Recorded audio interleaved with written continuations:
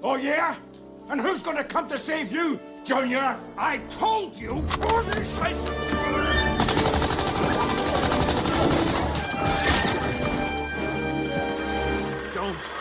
Junior.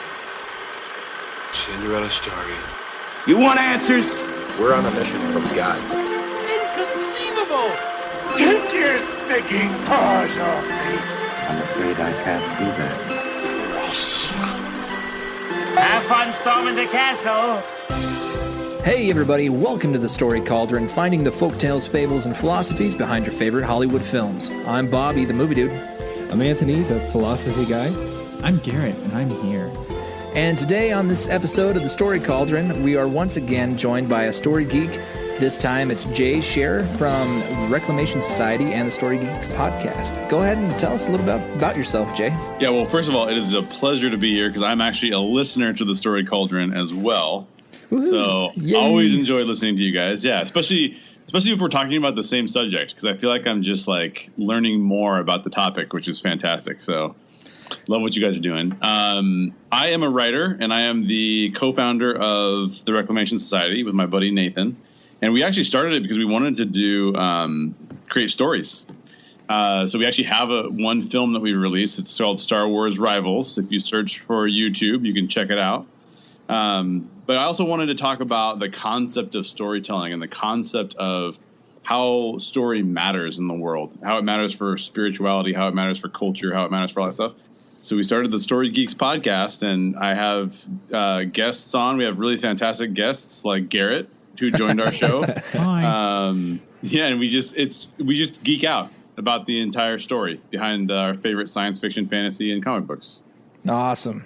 Yeah, and it's a podcast I certainly enjoy myself. So, because like we've said on a few episodes here, I'm definitely the nerd among the three of us.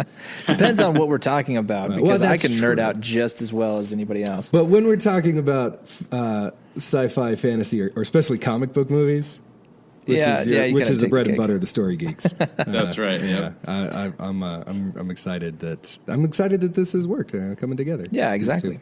Because we're going to get all of you guys on our show too, by the way. So it's not just Garrett. We'll get the rest of you on here. I can't wait. That'll be fun. I like it. And so here on the Story Cauldron, instead of taking more of a forward look at movies, we kind of take a backwards look, and we talk about where the movies are coming from, kind of following in the vein of Tolkien's ideas about the cauldron of story, out of which bubbles all of the different tales that we tell.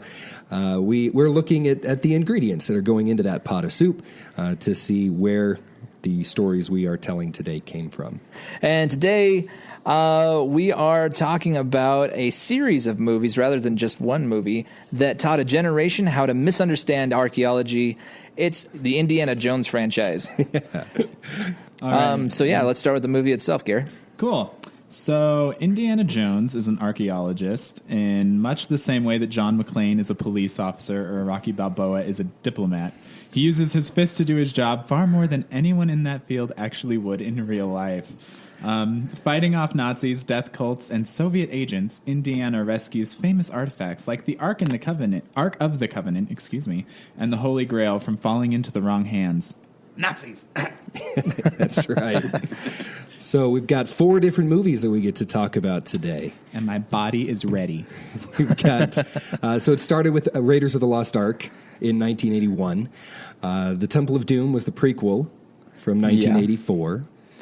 The Last Crusade was 1989, and then just not too long ago, just about 10 years ago, about a decade, The Kingdom of the Crystal Skull, which was a rather polarizing movie, but that one came out.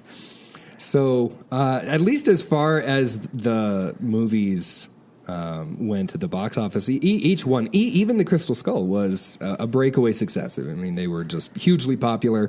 All 3 of them, except for the Crystal Skull, won at least 1 Oscar. And the Raiders actually won 4. I didn't realize that. It won quite a few. And they're routinely showing up on favorite movie lists, very well reviewed. This is one of those franchises that I almost laugh when we think about how to describe it, because I kind of figure, well, who doesn't know this movie? It's true. Even if you haven't seen it, you're at least kind of maybe familiar. And this is one of those movies that's on TV quite a bit, and whenever I see it, I kind of have to stop. You know, like any of them. Well, almost any of them. We have to sit and watch the whole thing and just kind of like, oh, shut up! I love this part. You know, it's just good stuff. Yeah. So, and I know, Jay, you were really excited when you heard we were going to be talking about these movies because you kind of you like them a little bit. Is that what I hear? Oh my gosh, you guys don't understand. Like, first of all, Raiders of the Lost Ark is my favorite movie of all time. That's like my top movie of all the movies. In fact, I had to make it fit into the fantasy category because I'm like, it has to be a Story Geeks eligible movie. So it has to fit somewhere. So Raiders of the Lost Ark is just an extraordinary film. It is extremely well written. And you know how movies are. You can have a great, well written movie and it just doesn't execute well, but they execute on every single portion of that film all the way through. So I mean, even before cosplay was a thing, I was like 12 years old dressing up like Indiana Jones. Like, I just think it's amazing. So I'm a very big fan. That's not the first time I've heard that. I had a friend that was like, oh, I need an Indiana Jones hat and a whip. You know, we're like 4th grade. Yeah, still the 90s. So you still have scars from where the whip hit you? Oh, no. I was smart. I stayed out of the way. It was just his little brother didn't fare as well. And then Garrett this morning was like, yeah, I've always wanted an Indiana Jones hat. Well, a couple months ago, I was in the store and I was like, oh, this is a nice hat. I like this hat. I'm going to take a picture with this hat. And then I realized, oh, it's an Indiana Jones hat. No wonder I'm so all over it. I was thinking about this in thinking about Star Wars, too. I think without realizing it, a good portion of my adult fashion sense comes from Han Solo and, well, basically just Harrison Ford. Han Solo Harrison Ford and characters? Indiana Jones. Yeah, that's right. Not necessarily Harrison Ford himself. Fair point, yeah. You got to get the earring going. Well, no, yeah, Harrison Ford characters in the 80s. There you go. I think 70s and 80s. Bob Felfa. What? Yeah, Bob Felpa, American Graffiti. Oh, come on. Yeah, I mean, I think on the list of Harrison Ford. I guess that wouldn't be though, the 80s though. That would be the 70s. Still. Yeah. Anyway, Yeah. So how many times would you say you've seen these movies? I mean, like maybe you'd have to go film by film, but is it even worth it to try and come up with a number? Well, the first 3 I've seen too many to count, I would say. I've seen The Kingdom of the Crystal Skull once at the movie theater, and so if you, let's I know that Jay is really into ranking things, ranking movies. Yes. Top 10. If you're gonna rank these 4 movies, what order are they gonna go in? Like best to worst. Best to worst or worst to best? But worst to best. Worst to best. Okay, we'll start from the bottom. We'll start from the bottom of the building. Okay, Kingdom of the Crystal Skull would be my least favorite. Just above that, well, actually, a ways above that one would be Temple of Doom. Mm-hmm. And then very close, second and first place. Second place would be Raiders of the Lost Ark, and then third would be Last Crusade. Or the first would be Last Crusade. I really enjoy The Last Crusade, but just barely above the Raiders of the Lost Ark. Gotcha. What about you, Garrett? I think that I would have to agree. Kingdom of the Crystal Skull, last place, and then Temple of Doom, way above that. But I think, I don't know, it's kind of a toss-up between the Ark and the Covenant and the Last Crusade. Raiders of the Lost Ark and then the Last Crusade, because I just they're both so good. And for me, it's Sean Connery. I mean, that's the difference. Okay. I think I would. I mean, I have some reasons for agreeing with you, not necessarily related to Sean Connery. Well, Bobby. yeah, that's one of my reasons. But I would also put The Last Crusade at the top of the list. With in just the way you did. I think it's hard. I mean, I love Raiders of the Lost Ark, but I as far as these movies go, I do think I enjoy The Last Crusade more. So what is it about Raiders, Jay, that makes that one take? Is it something about The Last Crusade that you're not fond of as much, or is it just there's nothing touching? It's really a good question. You know what? I think for me, Raiders is my first exposure to Indiana Jones, right? So there's a portion of it where the first time you experience something is always the best time you experience it. I think that Raiders, the story behind Raiders is also a little bit more, I don't know what word I want to put to it. It's a little bit more, I guess, nuanced to me, whereas Last Crusade, I think it just is. I can't argue with people who say The Last Crusade is an amazing film, because I think it's also an amazing film.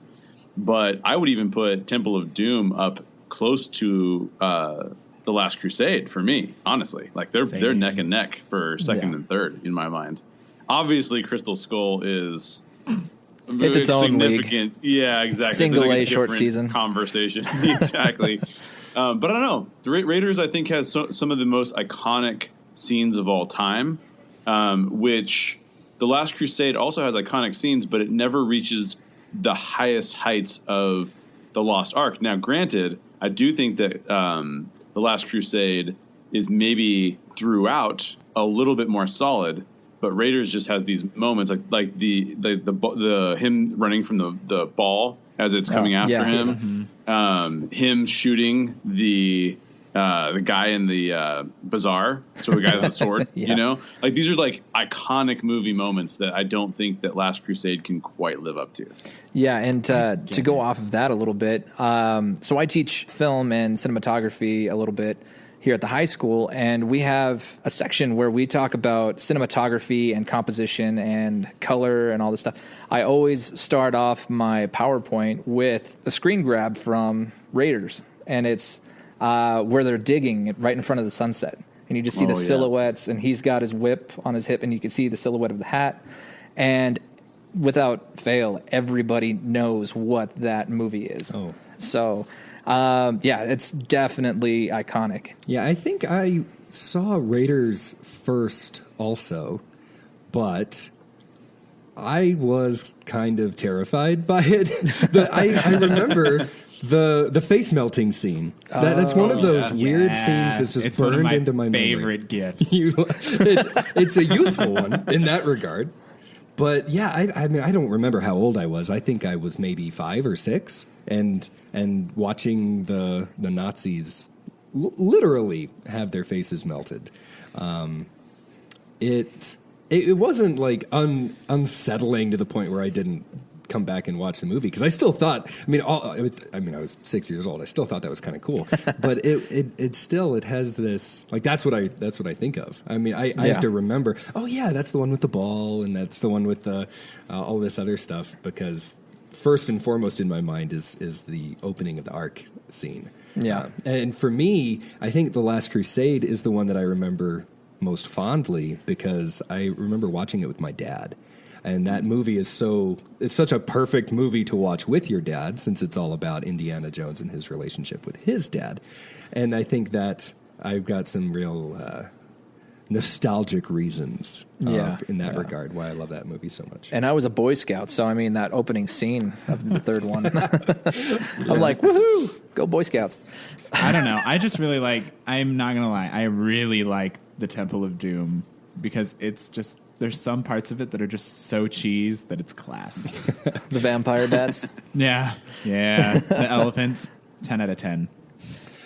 I still, when I'm like jokingly threatening my students, I'll just start chanting Kalima. Oh yeah, I remember. Yeah. But I think the Kingdom of the Crystal Skull, I'm with you also. I only saw that movie once in theaters. Oh, yeah, same. Get this.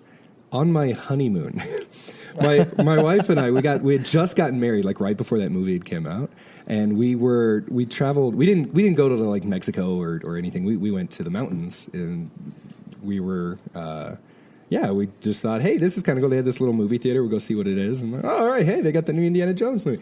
It was a very strange way to experience. Everything about my experience with that movie was very odd. So. I don't know if my wife even remembers doing that, because it was such a letdown. I think, well, I don't know. We may have to get back into that, because I agree.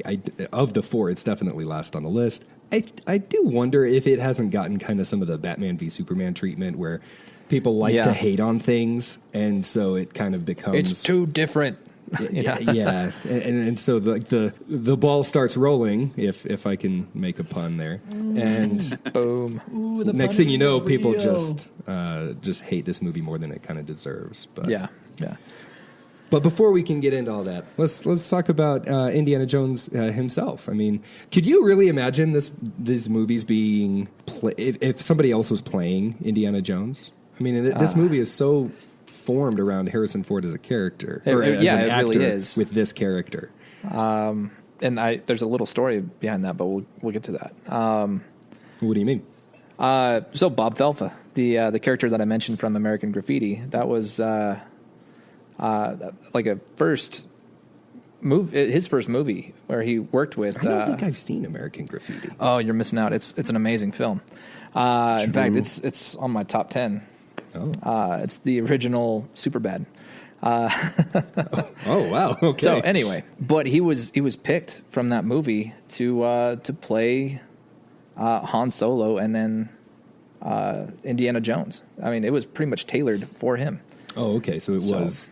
There wasn't like there's no story about how it almost went to. Well, Kiefer Sutherland if I'm not mistaken, the first person they had in mind to play that was Tom Selleck. Mm-hmm. He was supposed to be Indiana Jones. Yeah, and he had a shooting conflict actually with Magnum PI, I believe, and so he had to choose that instead. And then they brought in Harrison Ford because of his affiliation with what he'd done, like you just talked about, what he'd done with American Graffiti, and then eventually Star Wars too. Yeah, because it was George Lucas. Well, let me go here.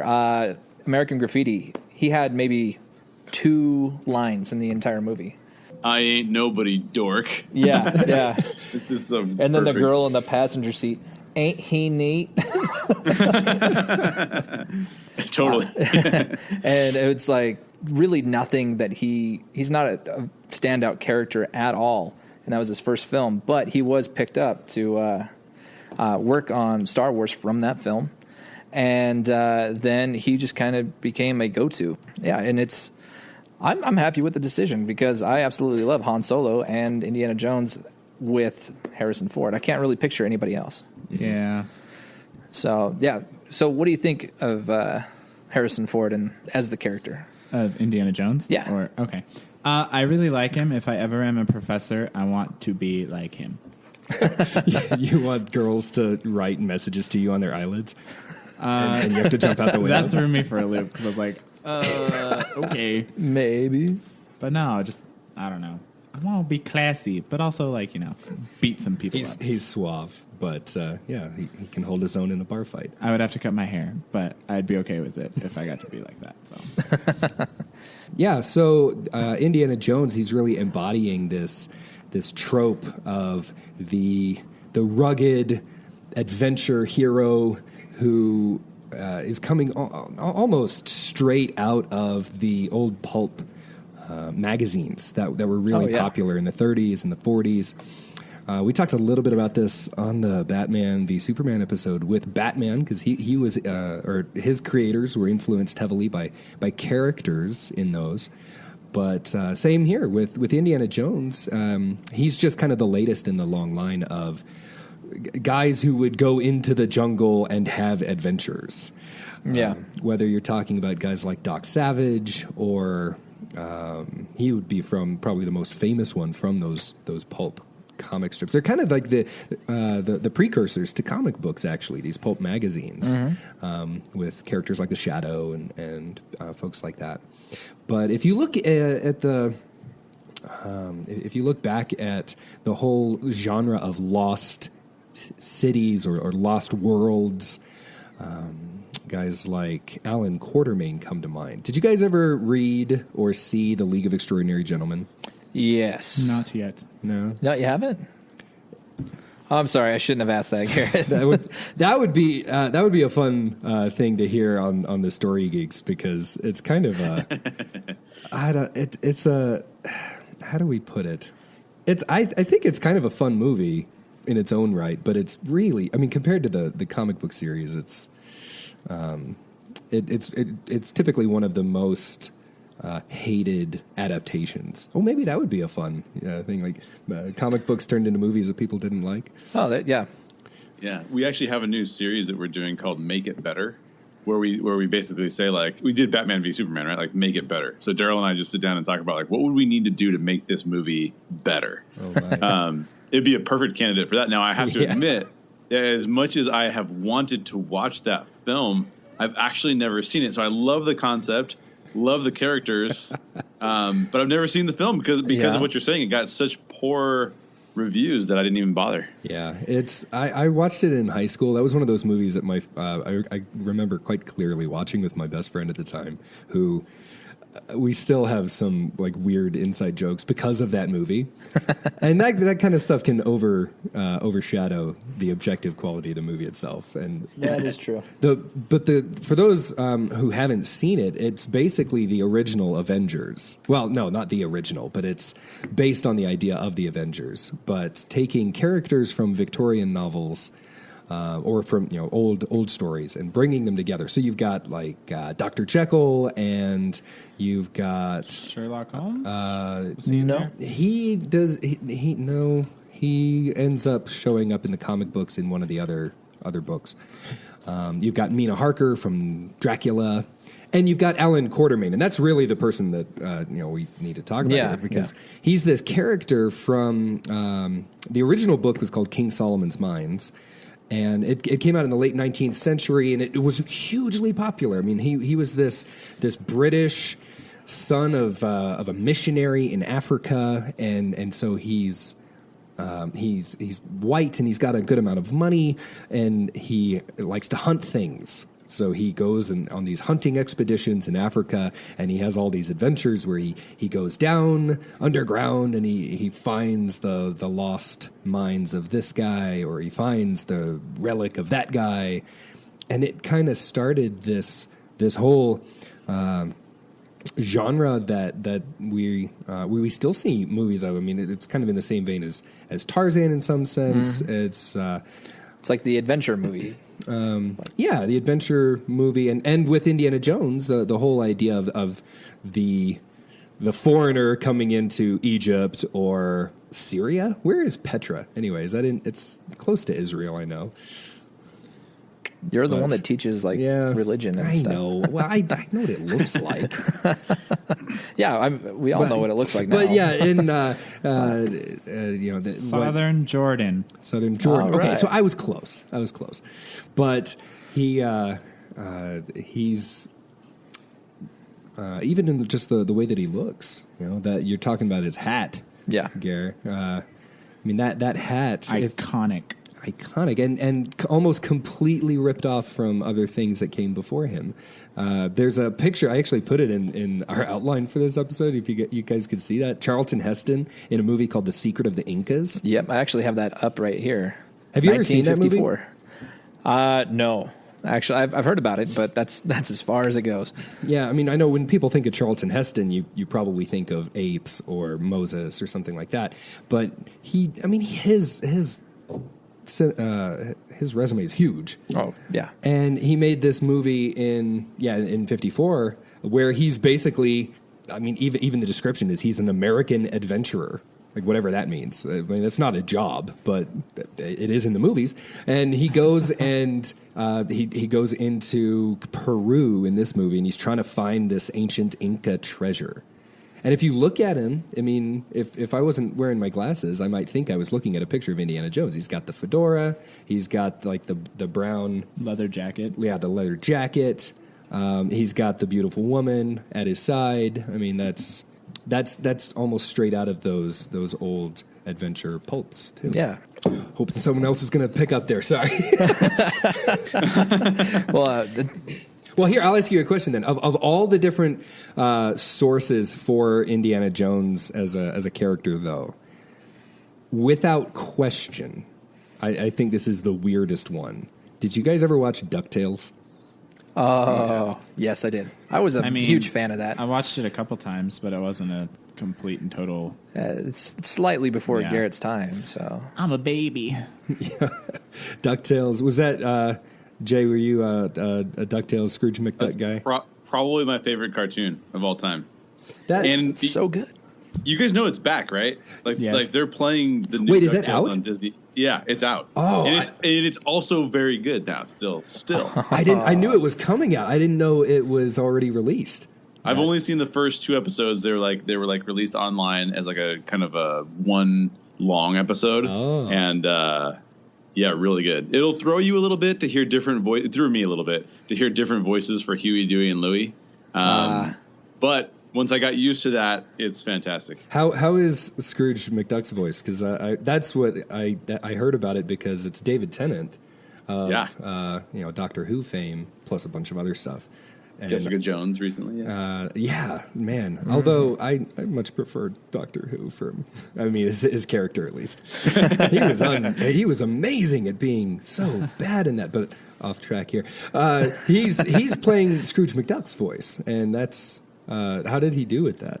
Oh, he's great. He sounds very much like the original Scrooge. It won't even throw you. He fits right into that role. So not a problem at all. I'm not surprised. That guy's amazing.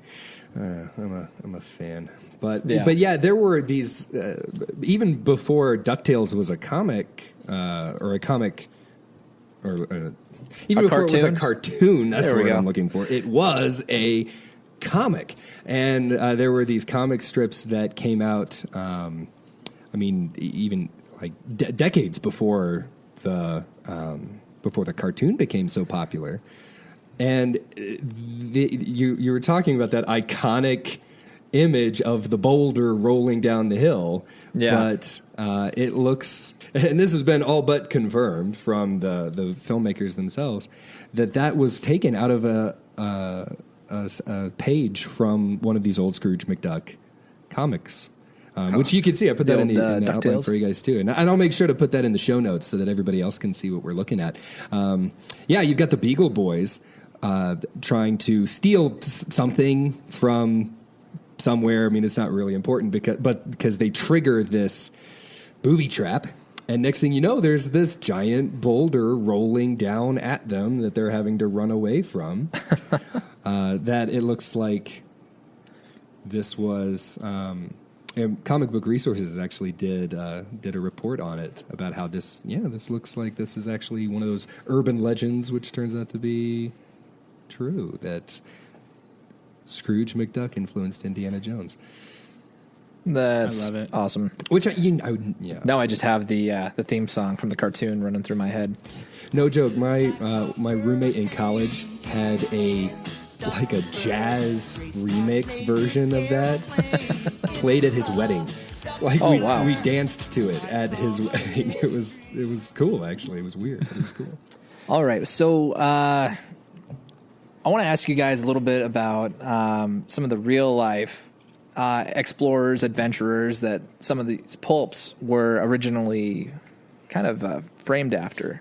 And there's always one that gets brought up, even though it's not exactly a direct inspiration for Indiana Jones. It might be like a one-off because it inspired these pulps.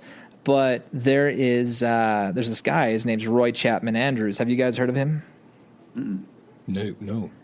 Sorry. Okay. I guess I'm the only one. Teach us. I have a picture here in front of me from 1921, and he's wearing the slouchy fedora, and he's got a gun on his hip. Yeah. He looks, like the rugged American adventurer. And what was his name again? Roy Chapman Andrews. Yeah. He's even got a cool, rugged sounding name. Yeah. It's got chaps in it. He's basically has to be a cowboy. Yeah. So he basically has the same type of job as Indiana Jones, but, sans Nazis. But yeah, he's one of the big inspirations for the movie we were just talking about, Secret of the Incas. Oh, okay. So that was some direct inspiration, at which the Secret of the Incas inspired Indiana Jones. So I feel like he deserves a mention. Yeah, definitely. I mean, that's if you read Tolkien's On Fairy Stories, where he's talking about this cauldron of story, he talks about how all of these different ingredients just kind of randomly get thrown into the pot. So like he tells a story about an archbishop slipping on a banana peel. And he says, so with that story, if that really happens, you've got half a dozen different elements that you can draw from it. You can talk about the banana peel, you can talk about the archbishop, you can talk about him slipping, you can talk about why, you can talk about the people's response to it. I mean, and all of that just gets thrown into the pot. So even if nobody consciously says, oh yes, I remember this story, and I want to now retell that story with pigs on a farm somewhere or something, maybe that might happen intentionally, but usually we just go to the cauldron and ladle out a new helping, and it all just it gets mixed up in its own way, but it's there in kind of the cultural memory. So yeah, Roy Chapman Andrews to Secret of the Incas to Indiana Jones. It's a perfectly natural progression. Yeah, he was constantly called a scientific cowboy. Because his use of technology and stuff in his expeditions, his first major one, he brought a fleet of basically jeeps into the Gobi Desert and came back with a lot of really cool things. But most memorable from that expedition were dinosaur eggs. Oh, yeah. So I mean. Cool.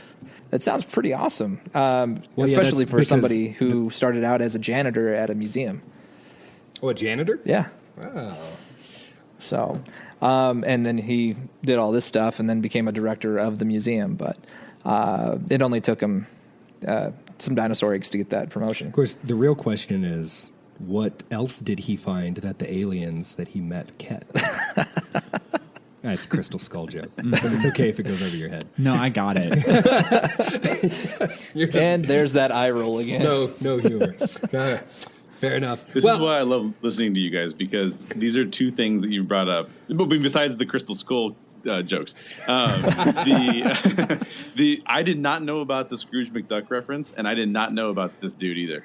So this is fantastic. It's like somebody needs to do a movie about that guy. Do a full on Oh yeah. Let's do that. Let's do a Story Cauldron, Story Geeks collaborative movie about that guy.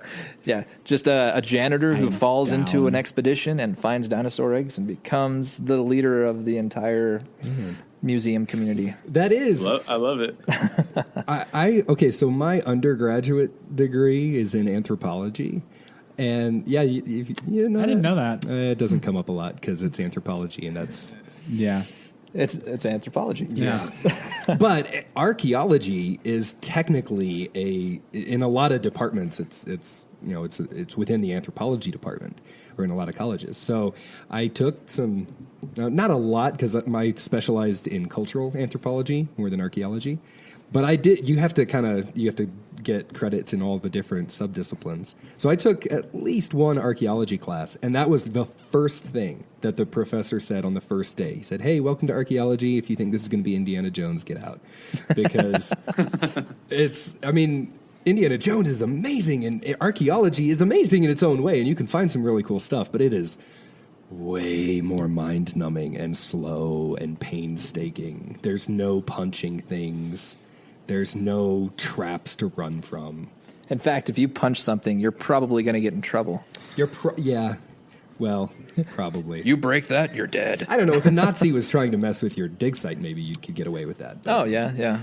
Stole your Indian motorcycle.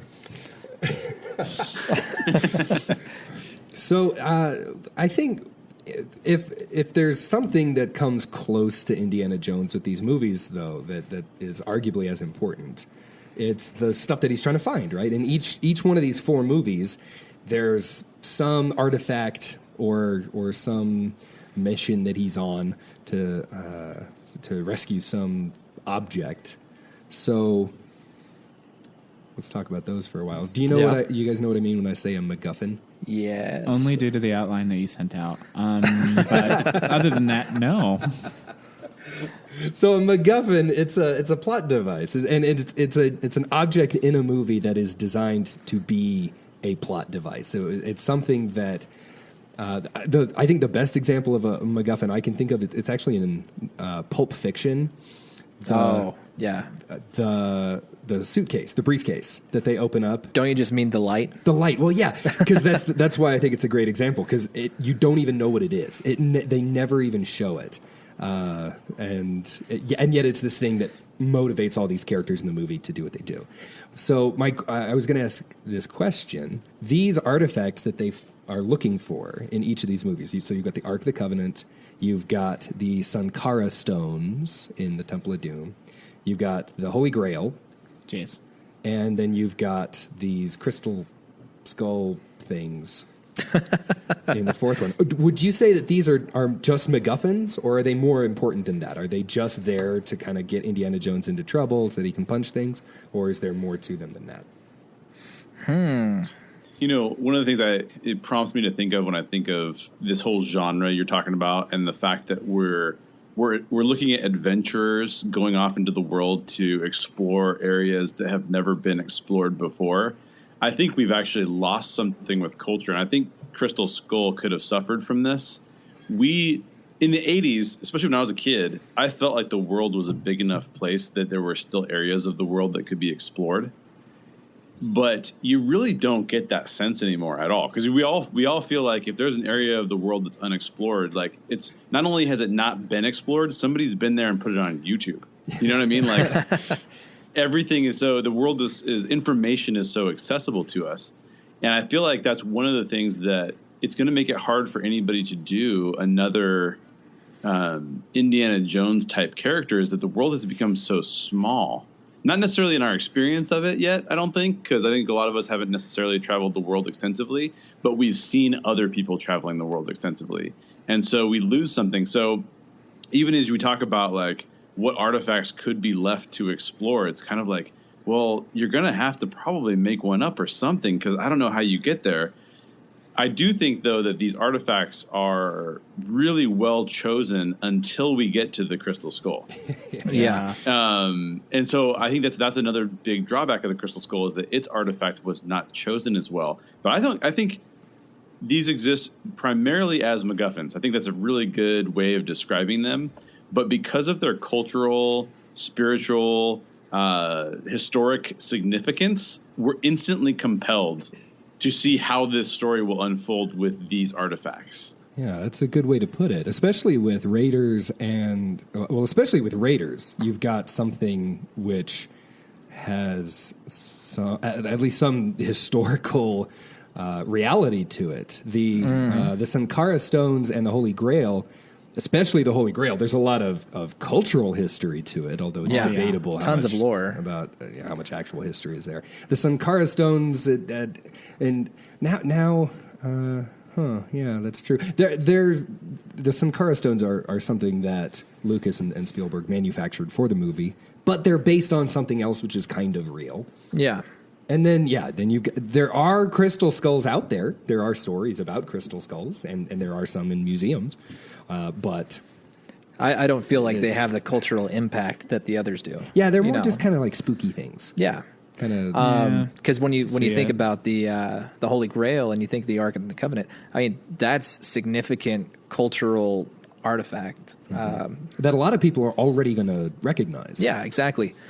In fact, the Holy Grail, if you've heard any of the Arthurian legends, you're going to know about the Holy Grail. And it's fascinating to read these stories and see these objects as not only objects, but crazy elements, as you say, like MacGuffins, driving these massive stories and just eras in history. So let's take them in order here. We'll just start with the first movie, the Ark of the Covenant. It's right there in the title, Raiders of the Lost Ark. And so, what do you guys think of when you hear if someone were to say Ark of the Covenant? You know, you overhear them in a grocery store or something. I don't know why they'd be talking about that there, but let's just go with it. Like, what do you think of? They saw it on the cover of a tabloid. Yeah, let's just be real. Yeah. For me, I'm going to go straight into just the biblical record, I should say, of the Ark of the Covenant and all of the stories associated with the Ark of the Covenant. It going before Israel or the Israelites, at the time, as a means by which to overcome their enemies, as a means by which to guide them along their way. I mean, it was very much it harkens back to me as a kid going through Sunday school and learning about something that is associated not only with my spirituality, but with actual historical context to it. So that's just the immediate thing that pops up into my head. It's sort of like Sunday school, like thinking like, oh yeah, okay, wow. That's cool. Exactly what I thought of too, was Sunday school, even though I learned more about it in my Christian education classes instead of, hey, looking at you, Anthony, than Sunday school, because Sunday school was a lot of Jesus until I got into youth group, and then it was, real life applications. Yeah. And for me, I think the first thing that would pop into my mind is this movie and then Sunday school. So just because when I saw this movie, I was young enough that I had heard of the Ark and the Covenant, but I had never really had a definition of it until watching this movie. So, I mean, this was really what brought it to the forefront of my mind. I was like, oh, crap, that's cool, kind of cool, Mm-hmm. And now there's meaning to these things that I hear about all the time. So, yeah, I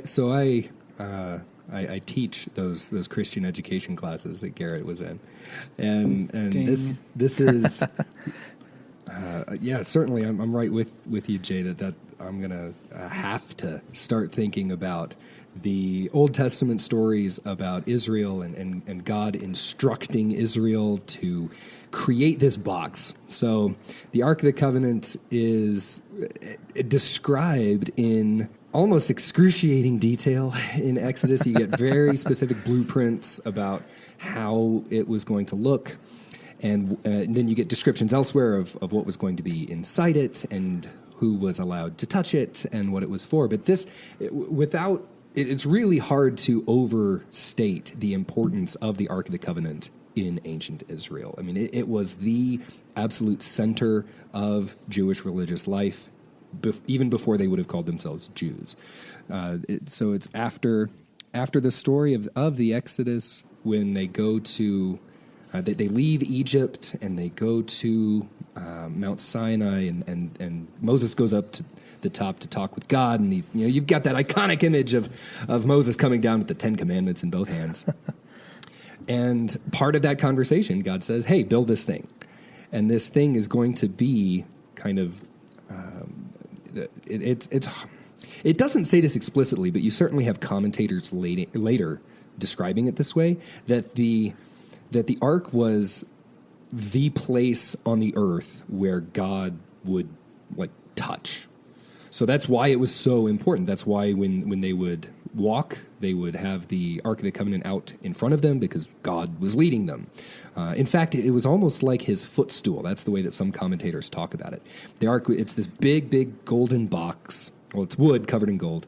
And on the top, there are these two angels, statues of angels with their wings outstretched, maybe touching each other, but outstretched towards each other. And that place is called the mercy seat, where the angels' wings are. And in some ancient commentators' minds, that was like the footstool for God, who's sitting on the throne of the universe. And where does the king rest his feet? On the mercy seat here. So you were not allowed to ever touch the box. That's the story I always think of is the story of I just lost his name. Ironically enough, but the box, the ark is being transported improperly, and the cart breaks and it falls into the mud. And there's this guy who's just trying to. He doesn't want God's ark to fall in the mud, and so he puts his hand out to catch it, and he's struck dead immediately because God says, "Don't touch it," and he touched it, and God don't play around in the Old Testament. Especially. Yeah, definitely in the Old Testament. So that's what I remember. I remember watching this movie and thinking, "Hey, wait, they're not supposed to touch it. How can Indiana do that? That's not right." Yeah. Which kind of comes into play at the end of the movie a little bit. Yeah. Yeah, because I don't know, in the movie he doesn't ever actually touch it, right? Because when they're bringing it out of the Well of Souls, he actually takes the two rods and sticks it through the handles, right? Yes. Yes, he so does. well, maybe that's now technically. I'll push my glasses up my nose here and say, technically, only the priests were supposed to touch the rods. So Yes, that's true. So he's still breaking the rule. Well, God must have this. thought that it was okay. Well, and honestly, that's true, because even though there are those rules, even in the Old Testament, there are people who are allowed to move it. Like, there's this one story where the Israelites, God tells them, don't fight this battle. Don't go fight this war with this people, and just don't do it. And the Israelites are like, yeah, we're going to do it anyway. And they bring the ark with them because they think it's like this magic talisman that's going to give them the victory. And God says, no, I said no, you're going to lose.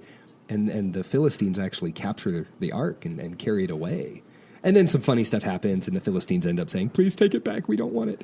But the fact that the Philistines were allowed to move it is, just what you said, Garrett. I guess God said it's okay. Mm-hmm. And you kind of see that in this movie too, right? Where God is, judging the Nazis at the end quite harshly. I have a question for you, Anthony. So based on because you sound like the right guy to ask. Oh boy. Based on the description of the ark from the biblical record, how do you think they did with designing it in the film? Oh, honestly, that would have been one of those things that, like, I've complained about this on this podcast before, like changes that they make for no reason. That would have been one of those changes that they would have made for no reason, and it doesn't look like they changed it. I mean, it looks pretty accurate. I've actually shown small clips of Raiders of the Lost Ark in class before, like when we've talked about the Ark of the Covenant. And not, obviously, I mean, there are better, more clear pictures. You get a couple of clear shots of the Ark in the movie, but usually the focus is on other things, like a guy's face melting. Yeah, exactly. That's what I'm thinking of. Oh, but such a good. But yeah, honestly, I think they did a pretty good job, because it would have been kind of silly. You would have been doing more work in some ways to do it in a different way, just because you've already got the description laid out for you. Not to mention all the flack that you would get from.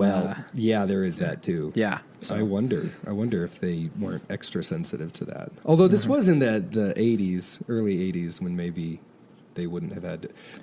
If we're going to talk about sensitivity, we're about to get to the second movie and talk about Short Round. So I don't know if Indiana Jones is the best movie to be talking about sensitivity with. Okay, right. Point taken. Yeah.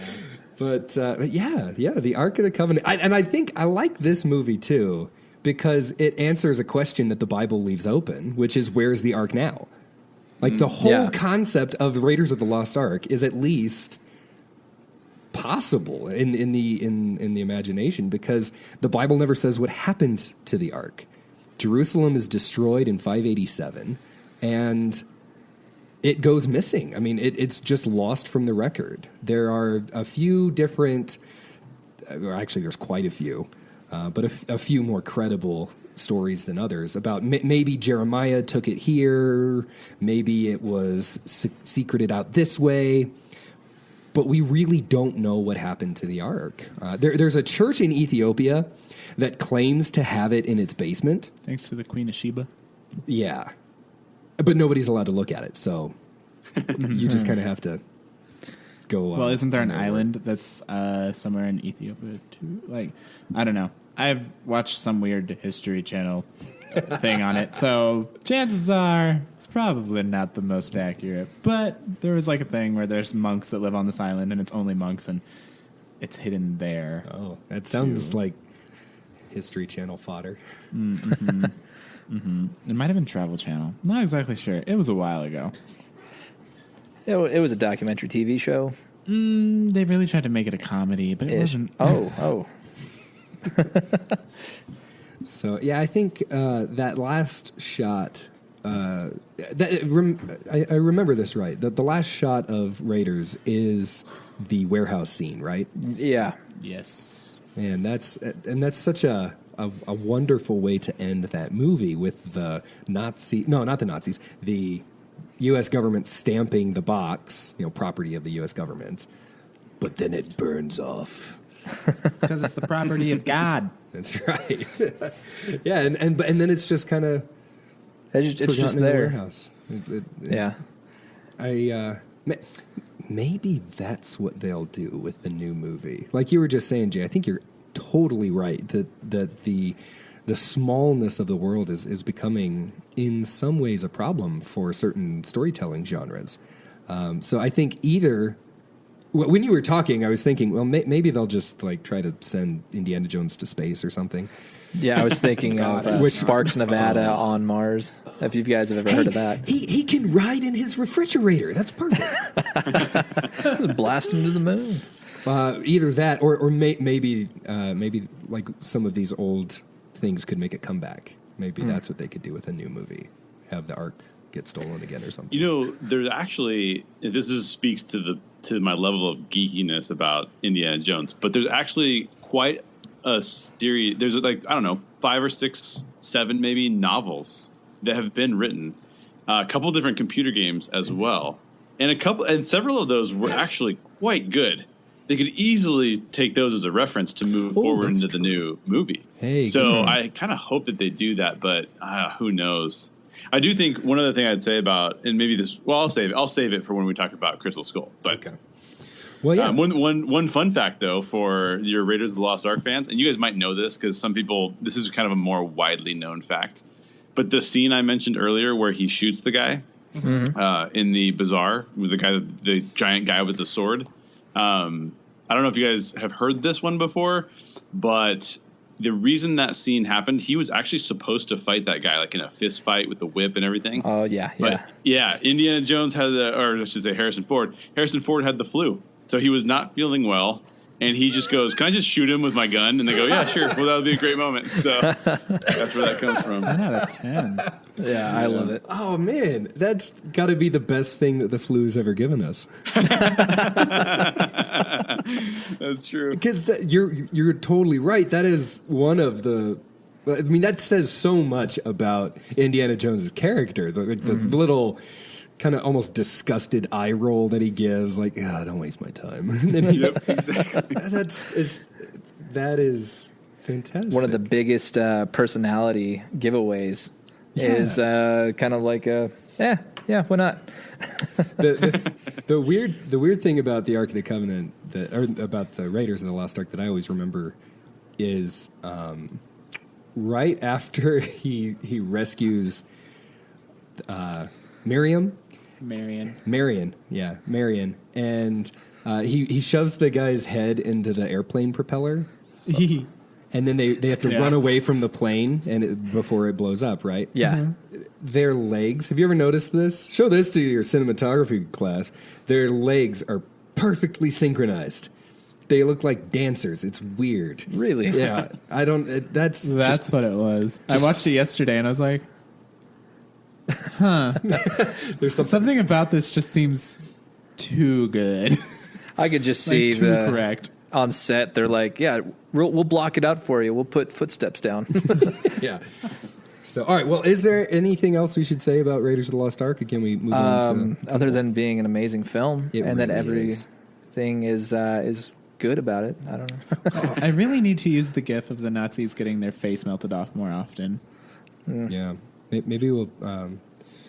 Because I know people, our listeners' faces will be melting when they hear this awesome episode. That one was a little more forced. Okay. Yeah. One of the last things I'd say about Raiders of the Lost Ark, just since it is my favorite, speaks to the construction or the structure of the storytelling. So you'll notice that in each of the films, there's actually a portion of the story that happens in a completely separate location than the rest of the story takes place in. So obviously, like the ball rolling scene takes place in, I believe it's South America, and then we shift completely into the Middle East. Right? He goes back home briefly, and then we go to the Middle East. And the Temple of Doom, which we'll talk about in a second, he's in China at Club Obi-Wan, by the way. He's in Club Obi-Wan in China, and then the third one, we're actually in America. Where he's searching for the cross. And so from a storytelling perspective, all of those actually matter to the story because they push the story forward in a really compelling way that has a through line sort of throughout the movie, but yet they're separate pieces of this setup that sets up the stories really well from a pulp standpoint, and just sets the tone for us extraordinarily well. So I like that from a storytelling perspective for sure. Yeah, I haven't even thought about that. That's true. That's the separate locations, you mean? Man, my universe is shattered. Yeah, I mean, if you could watch any one of those opening sequences, which are pretty long. I mean, each one of them is a good 10, maybe almost 15 minutes. And you're hooked, right? I mean, you want to know more about this guy and what he's going to do next, even if it is in a completely different part of the world. It's such a good way of grabbing your attention and informing you, like you said, kind of about where he's at right now with this movie. Yeah. So great. Okay. Well, Raiders of the Lost Ark. You hate to leave it, and I have to admit, I am not as big. Like I mean, I like Temple of Doom, but it's I think I've only seen it maybe 5 or 6 times. Like, I've seen it quite a few times. It's the one that I've seen the most, actually. Yeah. Okay, so what do we got with the Temple of Doom? And that is actually where we're going to end for this week. But if you liked what you heard, make sure you tune in next week on Wednesday when we drop part 2 of this episode. Thanks for joining us today on the Story Cauldron. The music for this episode is from the band Hook Sounds, and the guest, once again, Jay from the Reclamation Society and the Story Geeks Podcast. Yeah, so if you like what you've heard, just you can follow us on Instagram, on Facebook, on Twitter. Just search for The Story Cauldron. And then, if you really want to, you can go to thestorycauldron.com and find out more about each of us. And just, find out what's coming up, stuff, fun things. And don't forget to rate us on iTunes and leave a review. It helps other people find our podcast and makes us feel all warm and fuzzy that you care. And until next time, we hope you guys find a good story and maybe tweet at us a movie that you want us to talk about. And make sure you guys show the Story Geeks some love as well. And until next time, bye.